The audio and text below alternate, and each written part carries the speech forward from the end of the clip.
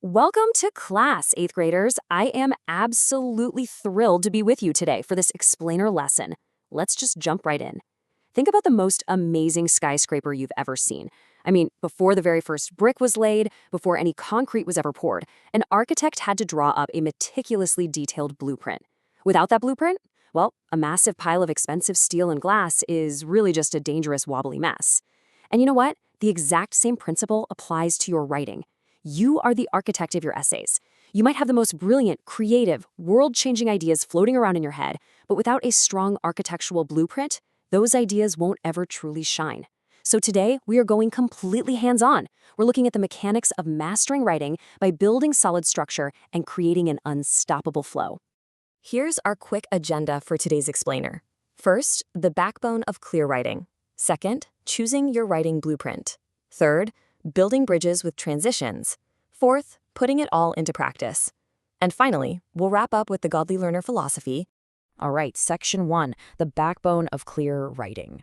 Have you ever listened to someone tell a story and they just kept jumping back and forth, forgetting details, adding random facts, until you literally completely lost track of what they were even talking about? Yeah, that happens in writing too. Even the most amazing ideas turn into a jumbled mess if they aren't properly organized. Now, we ground our academic lessons directly in biblical truth. 1 Corinthians chapter 14, verse 40 tells us, "Let all things be done decently and in order." We don't just organize our writing because some grading rubric tells us to, right? We organize our writing because God is a God of order. Look at the universe, the precise orbit of the planets, the incredible structure of a single human cell. God is the ultimate organizer. When we bring structure and order to our essays, our arguments, and our stories, we're actually reflecting His character. So, what exactly is organization? Well, it's the backbone of clear writing. It's the way you arrange your ideas so readers can follow along easily. Think of yourself as a master builder. Your research, your facts, your creativity, those are your raw building materials. But organization? That's the blueprint that tells you exactly where each piece goes. If your writing doesn't have a backbone, it's just going to flop over. And what does a flopped over essay look like in the real world? It looks like losing an important argument because your points didn't make sense, or frustrating your reader so much that they just stop reading entirely. We organize to ensure our reader can grasp our message and truly value our ideas. Moving right along to section 2, choosing your writing blueprints. Before you even write the first sentence of your rough draft, you've got to make a deliberate decision. You have to decide what structural framework fits the specific purpose of your paper. I mean, you wouldn't use the blueprint for a massive football stadium to build a cozy log cabin, right? The same goes for writing. Here are our 4 most common structural blueprints. You'll be using these constantly in 8th grade, high school, college, and honestly beyond. We have chronological, which is time order. We have cause and effect. We have problem solution, and we have compare and contrast. Let's break each of these down really quick so you know exactly what building blocks we're working with today. First up is chronological order. This is simply arranging events in the order they actually happened. If your topic is my morning routine, the structure is pretty obvious. You wake up, you eat breakfast, and then you go to school. You wouldn't say, I went to school, then I woke up, then I ate breakfast. That's total chaos.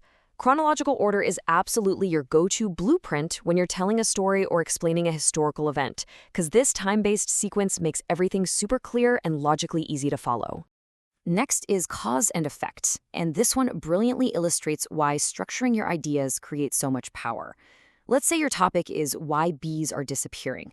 Your cause is the widespread use of pesticides. Your effect is the sharp decline in the bee population. Pointing out this relationship, linking the why and the what happened, makes an argument incredibly strong. When you can prove that A directly caused B, it leaves absolutely no room for your reader to doubt your conclusion. You aren't just listing random facts about bugs. You're proving a direct, undeniable chain reaction. Then we have the problem-solution structure. This blueprint is a real game changer when your writing aims to fix an issue. This is your absolute go-to method when you're trying to present a clear fix to a specific real-world problem. You start by painting a really vivid picture of the problem so the reader actually cares about it, and then you lay out a logical step-by-step solution. For instance, if your problem is that the local park is overflowing with litter, your solution might be proposing a community cleanup day and asking the city council to install more trash cans. It's practical, it's persuasive, and it directly drives action. Our fourth blueprint is compare and contrast. Say you're analyzing online school versus in-person school. You systematically highlight the similarities and the differences between the two. This is fantastic because it helps readers fairly evaluate both sides of a topic. It shows you've done your research and aren't just throwing out a biased opinion. You're actually weighing the evidence and guiding your reader to make a fully informed decision. All right, on to section 3, building bridges with transitions. Okay, so you have your blueprint and your rooms are built, but now you need hallways to connect them. A house with no doors or hallways is completely useless because you literally can't get from the kitchen to the living room. In writing, those hallways are your transitions. Transitions are words or phrases that connect ideas, making your writing flow smoothly, kind of like a bridge over a river. Imagine your first paragraph is on one side of a rushing river, and your next paragraph is on the other. If you don't build a sturdy transition bridge, your reader is going to fall right into the gap between your thoughts, get confused, and just stop reading. We have to build safe passage for our readers. Have you ever been in a car with a driver who just refused to use their turn signals? It's terrifying, right? You never know what they're going to do next. Well, that is exactly what reading an essay without transition words feels like. Here are some common transition words to guide the reader. Think of these as clear road signs on the highway. First tells the reader we're starting a sequence. Because signals a cause and effect relationship. However, is a flashing warning sign that says, wait a second, we're about to look at an opposing viewpoint. And in conclusion, tells the reader we're pulling into the driveway and wrapping the whole shebang up. These words signal the relationship between ideas and guide your reader safely to your destination. Now for section 4, putting it into practice. This is where we shift from theory to action. It's time to take these newly learned tools, your blueprints and your transition bridges, and put them straight into your own academic tool belts. I know you are all more than capable of mastering this. So here's your 5-step checklist to guarantee success on this homework.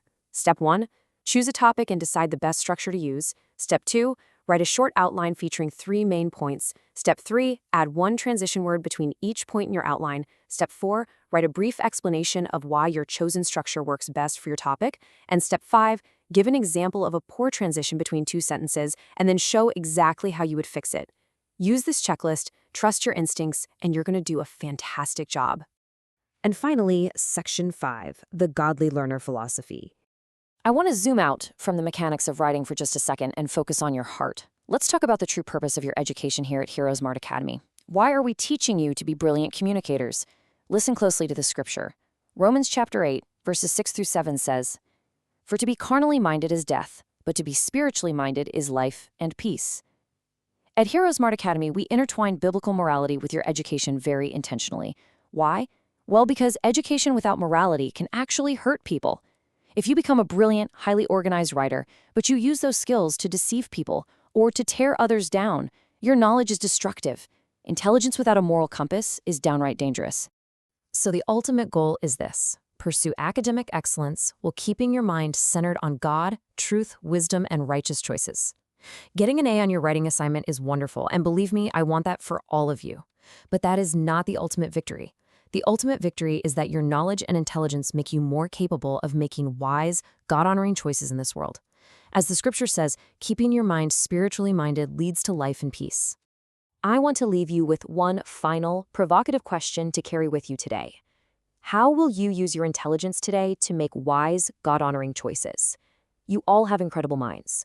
You're learning to bring order to your ideas, to build strong arguments, and to communicate with real power. Now take that beautifully structured intelligence, let it be guided by God's truth, and go out and build something that actually matters. Have a great day, complete your homework checklists, and I will see you in the next lesson.